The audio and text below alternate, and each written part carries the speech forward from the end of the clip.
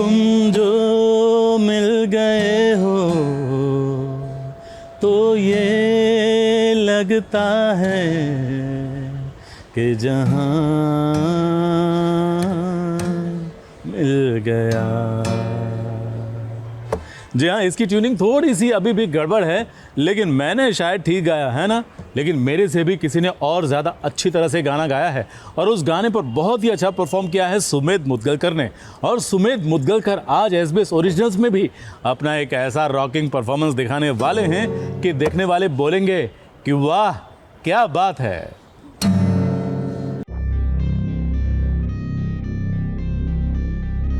सपनों में रोज आए,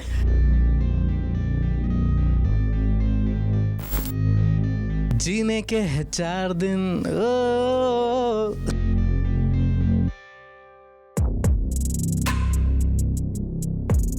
कजरा रे नहीं, चिकनी चमेली। थोड़ा क्लू दे दो यार।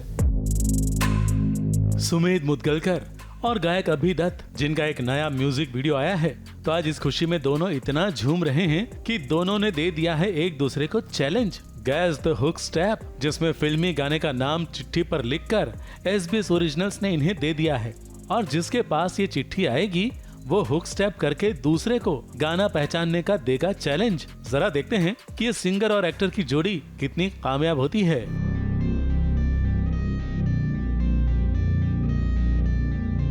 घुंघरू टूट, अरे क्या बात है यार, क्या बट मुझे नहीं पता अभी भाई कितना अच्छा डांस करते हैं।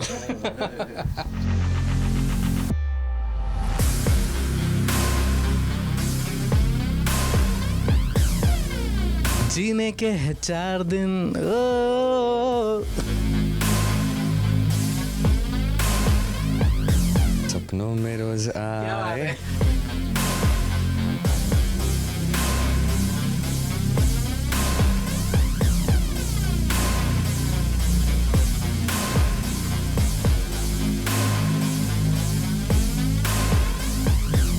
It's the time to disco. देखो I won't obey. You cannot tell me what I cannot say. I'm here to last, so yeah. कजरा रे चिकनी चमेली। मुझे नहीं याद है यार, मुझे नहीं पता है। थोड़ा क्लू दे दो यार। Take that away. चलो इश्क लड़ाई, चलो अरे हाँ, लड़ाई, चलो इश्क लड़ाई।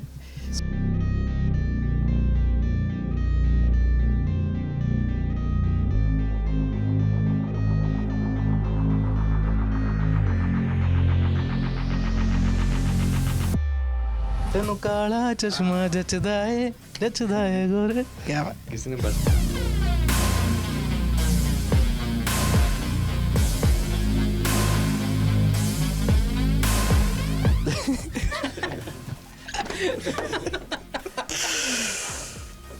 My name is Lakhan, but I genuinely loved. आप बहुत अच्छे डांसर हो, मुझे नहीं पता था।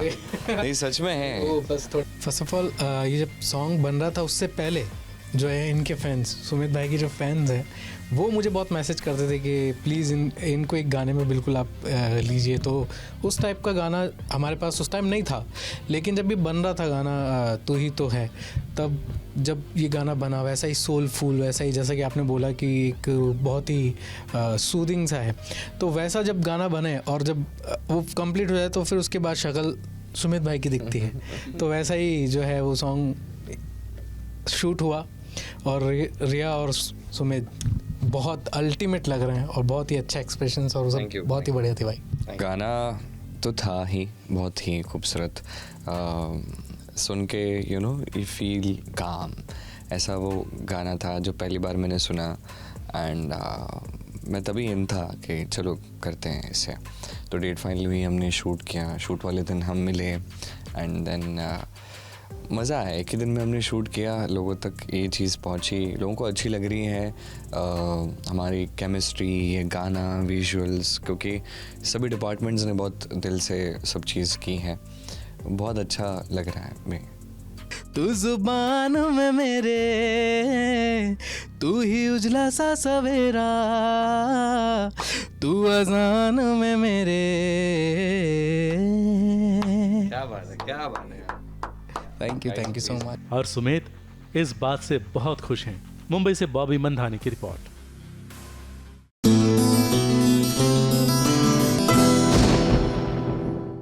बोलो बोलो कुछ तो बोलो, सामने वाले ले गए बाजी।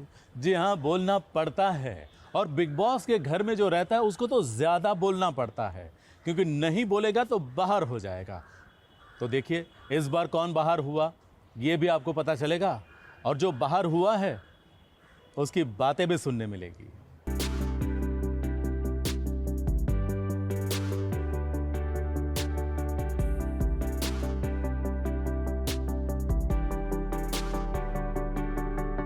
बिग बॉस के पल पल बदलते गेम में इस बार बिग बॉस के घर से बाहर हुई गौरी ना गौरी, और जैसे ही बाहर हुई तब हमने गौरी से ये जानना चाहा कि क्या किसी ने की उनके खिलाफ साजिश, कैसे हुई गौरी घर के बाहर और कैसा था बिग बॉस के घर में उनका सफर। थोड़ा रोए, थोड़ा ड्रामा हुआ, थोड़े झगड़े हुए और कहीं ना कहीं कई दोस्त भी बने और लास्ट में आते आते टूट भी गए। तो वो बोलते हैं ना, गम तो मुझे आने का ये नहीं हुआ कि मेरे दोस्त पीछे होंगे, बस एक ही है कि बिग बॉस की आवाज़ नहीं सुनेंगे अब हम। मेरे हिसाब से तो सुम्बुल, क्योंकि वो पहले ही जा चुकी होती। अगर साजिद सर ने वो 25 लाख उसके पीछे खर्च नहीं किए होते तो शायद वो पहले ही जा चुकी होती, और उससे पहले भी उसका कितनी बार भी हो गया था, क्योंकि वो कुछ करती नहीं है।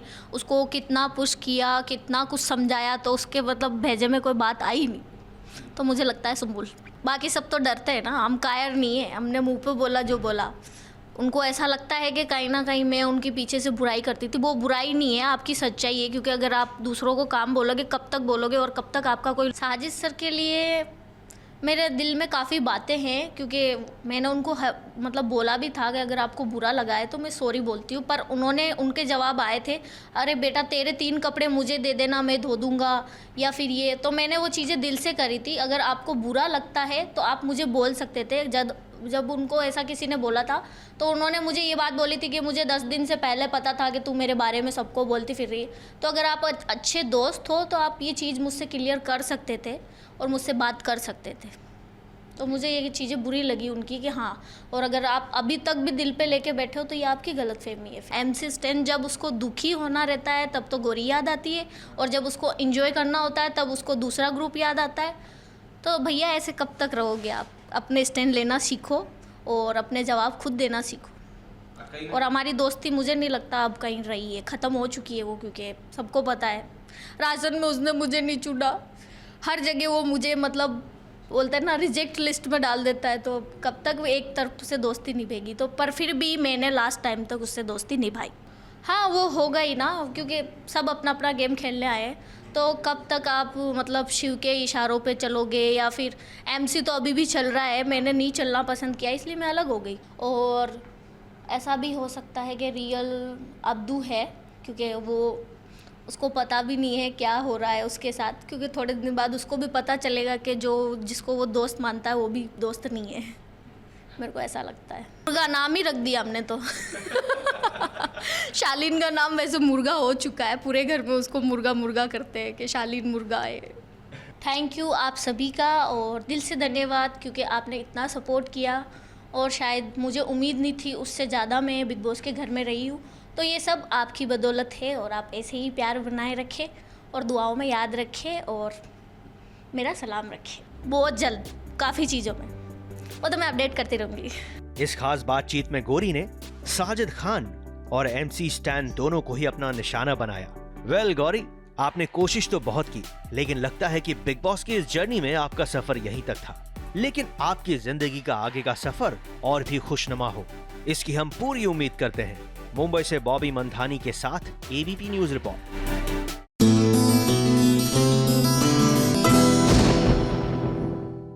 I am a street dancer, I am a street dancer। जी हाँ, स्ट्रीट डांसर भी हमारी तरह रॉक स्टार ही होते हैं, और सोमनाथ की गली गली में घूमने वाला क्रिश पंड्या भी रॉक स्टार से कम नहीं है। और ये तब पता चला जब हम पहुँचे क्रिश पंड्या के असली ओरिजिनल घर पर, जो कि है मुंबई में।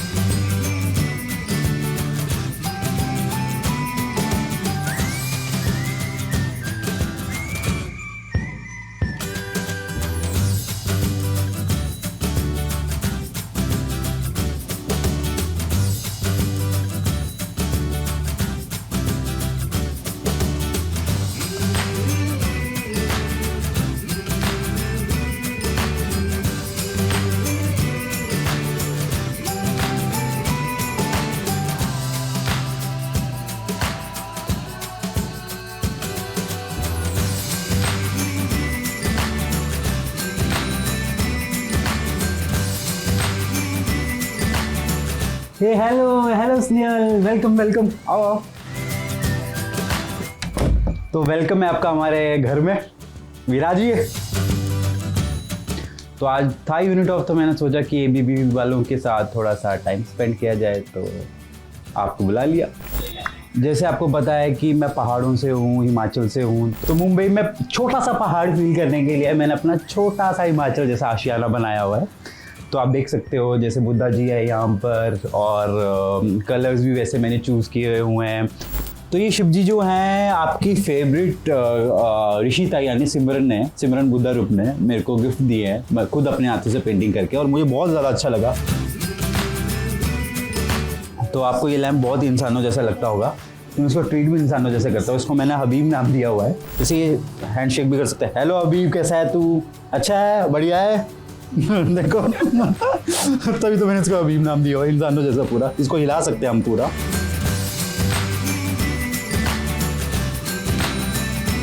तो जैसे कभी मैं फ्री होता हूँ, जैसे बारिशें थी हमारी, तो बारिशों में मैं अपना बताता हूँ फेवरेट क्या है मेरा रहता है। तो इस गैलरी को मैंने थोड़ा हिमाचली टच दिया है। यहाँ से आप देख सकते हो, आप यहाँ पे तिब्बतियन झंडे लगाए हुए हैं मैंने, मंतराज सारे के सारे। तो इसको मैंने थोड़ा सा अपना हैपनिंग प्लेस बनाया हुआ है, हैप्पी प्लेस बनाया हुआ है कि जब भी बारिश हो तो चाय का एक कप लेकर यहाँ बैठ जाता हूँ मैं। तो आप देख सकते हैं कि मैंने शूज़ रखे हुए हैं, मुझे शूज़ बहुत ज़्यादा अच्छे लगते हैं। यहाँ भी डाले हुए थे, जब ये फुल हो गए तो ये लेना पड़ा, और शूज़ बहुत अच्छे थे तो मैंने सोचा क्यों ना इनको दिखाया जाए सबको। जैसे मैं देख रहा हूँ सब भी देखे, तो मैंने फिर ये ले लिया। तो मुझे बहुत अच्छा लगता है। हाँ, मुझे फंकी शूज़ बहुत अच्छे लगते हैं, क्रिएटिव शूज़ बहुत अच्छे लगते हैं, जिन पर कुछ अच्छा सा मतलब जो हट के दिखे।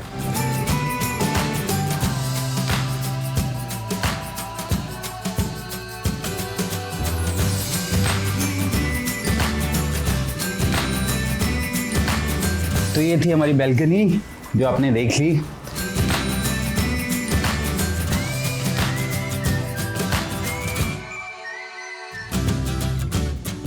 तो ये है हमारा कि मेरा बेडरूम, और बेडरूम को ज़्यादा सजाने का टाइम नहीं मिला, पर जो भी कर पाया वो मैंने किया अभी के लिए।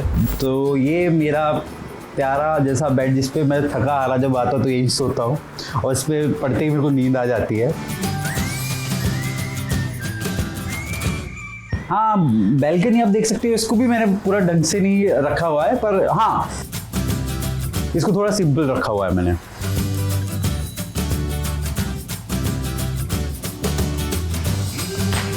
तो मेरे पास ऊनो का बड़ा मेरे फ्रेंड्स आते हैं और हम लोग ऊनो बहुत खेलते हैं।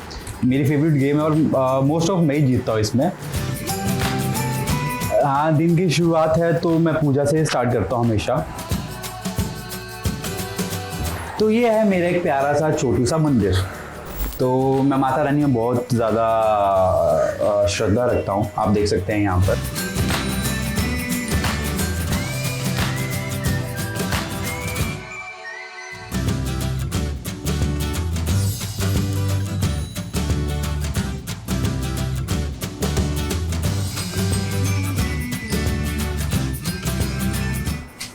ये जो आंटी आई थी अभी सुबह, वो खाना बना के गई हैं। मेरे लिए तो बहुत मुश्किल हो जाता है खाना बनाने, क्योंकि जब मैं आता हूँ 12 घंटे की शिफ्ट होती है, तो आने के बाद मेरा तो शरीर पूरा टूटा होता है। हाँ, मैं अपना फास्ट जो मेरा व्रत का खाना होता है वो मैं खुद बनाता हूँ, चाहे मैं कितना भी थका हुआ हूँ। तो अभी मैं ग्रीन टी बना रहा हूँ।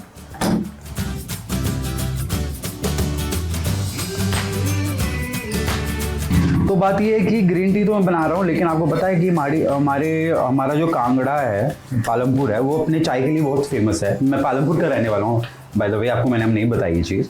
तो वो चाय के लिए बहुत फेमस है।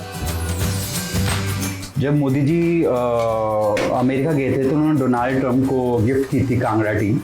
तो कांगड़ा टी सच में मुझे बहुत ज़्यादा अच्छी लगती है, लेकिन यहाँ जल्दी ख़त्म हो जाती है मेरे से। तो कभी जाओ अगर हिमाचल तो पालमपुर से लेकर आना कांगड़ा टी, आपको अच्छी लगेगी।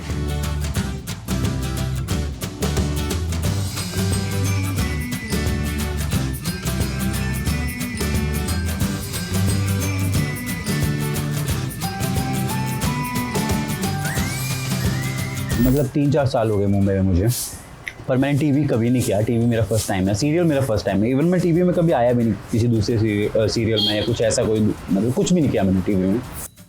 उसके अलावा मैं कोई फिल्म करता रहा या शॉर्ट फिल्म करता रहा या गाने करता रहा, तो ऐसी चीज़ें करता रहा, पर कुछ ऐसा कोई रोल नहीं था जो मुझे फेम दिलाए, लोगों तक घर घर पहुंचाए।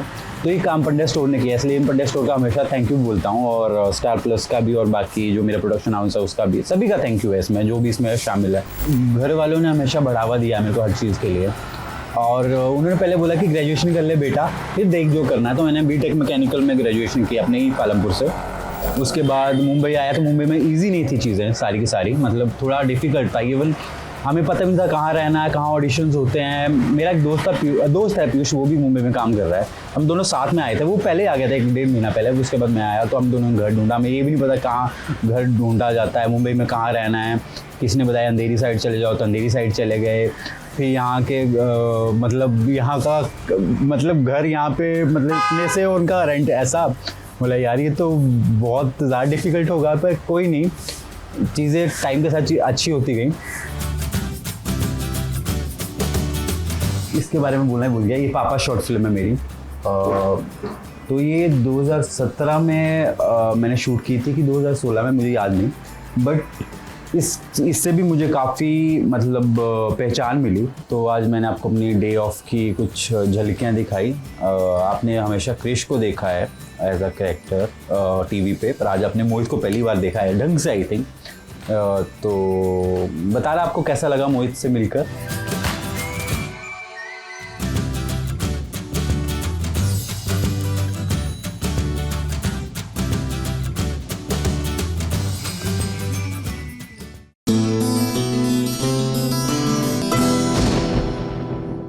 ये बम्बई शहर हादसों का शहर है, यहाँ जिंदगी हादसों का सफर है।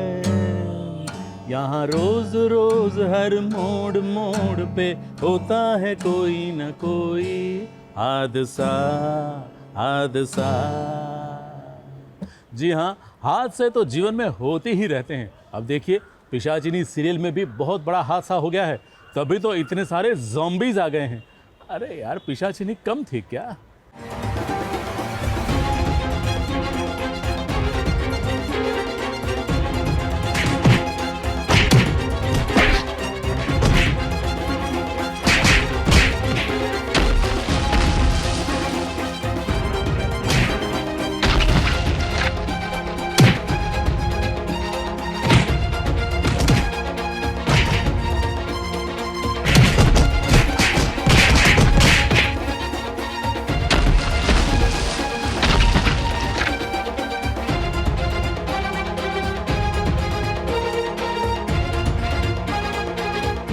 राजपूत परिवार अब तक तो पिशाचनी से परेशान था। क्या पिशाचनी कम थी जो अब ज़ॉम्बी आ गए हैं?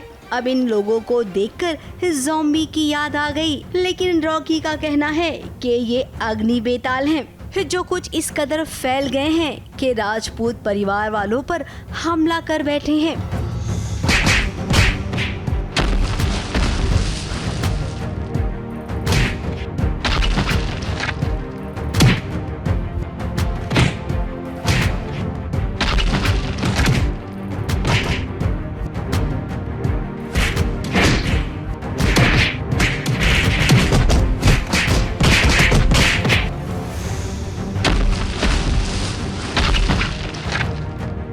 ये अग्नि बेताल है। बेसिकली ये काइंड ऑफ ज़ॉम्बी है। ये ऐसे एंटिटीज़ है जिनमें जान नहीं है। ये धूप पर चलते हैं, सनलाइट से चलते हैं। रात होते ही इनकी पावर ऑफ हो जाती है, इनकी बैटरी ख़त्म हो जाती है। और ये अग्नि बेताल जो है वो ब्लड से काफ़ी सेंसिटिव है, मतलब उनको ब्लड की स्मेल आती है। और इसी वजह से जो भी ज़िंदा लोग होते हैं उनको वो सूंघ लेते हैं और उन पे हमला करते हैं ताकि वो उन्हें अपनी तरह बना सकें। इन ज़ॉम्बी से खुद को बचा रही हैं रॉकी और पवित्रा।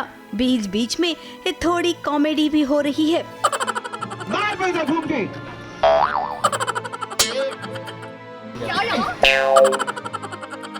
अब कॉमेडी होना भी तो जरूरी है, वरना भूत और पिशाचनी के सामने थर थर कांपना किसे अच्छा लगता है।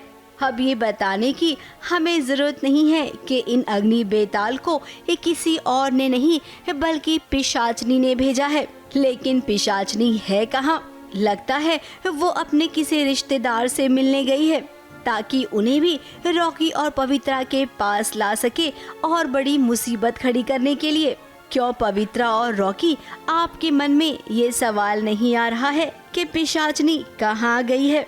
मुंबई से प्रिया धवड़े के साथ एबीपी न्यूज रिपोर्ट।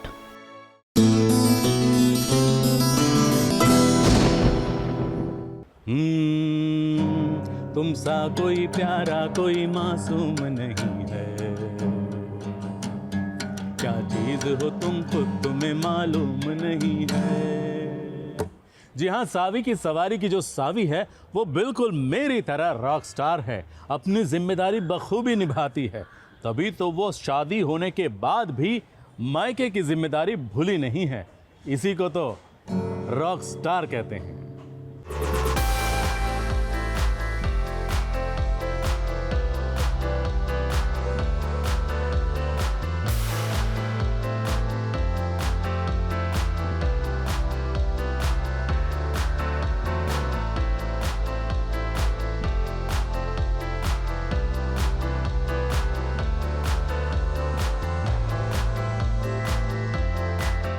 सावी की सवारी इस ससुराल से भी निकलेगी। अब उसकी शादी हो गई तो क्या हुआ, मायके के लिए उसकी जिम्मेदारी अब भी बनती है। हालांकि उसके ससुराल वाले बहुत ही पैसे वाले हैं, लेकिन सावी तो खुददार है ना, अपने मायके वालों की जरूरतों को वो खुद पूरा करना चाहती है। सावी को मिल गया है काम, कॉल सेंटर की महिलाओं को घर से लाना और उन्हें ऑफिस छोड़ना और फिर ऑफिस से उन्हें घर पहुंचाना। ये बात मेरे मायके वालों को पता है, लेकिन ससुराल वाले नहीं जानते और मुझे नहीं लगता वो लोग इस बात को एक्सेप्ट भी कर पाएंगे, क्योंकि इतना बड़ा परिवार है और उनके लिए उनके घर की बहू ऐसा काम करे, मेरे ख्याल से शायद उन्हें पसंद ना आए।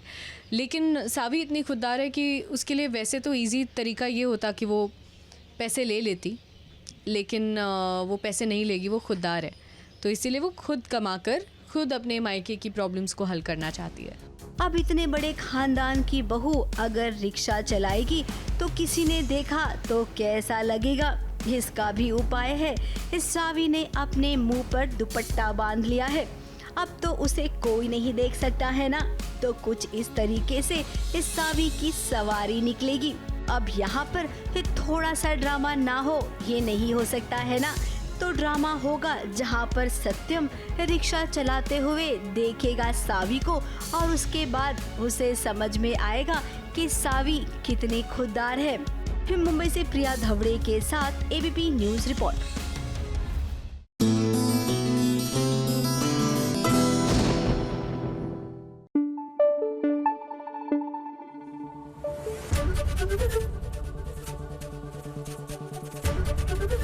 एबीपी न्यूज आपको रखे आगे।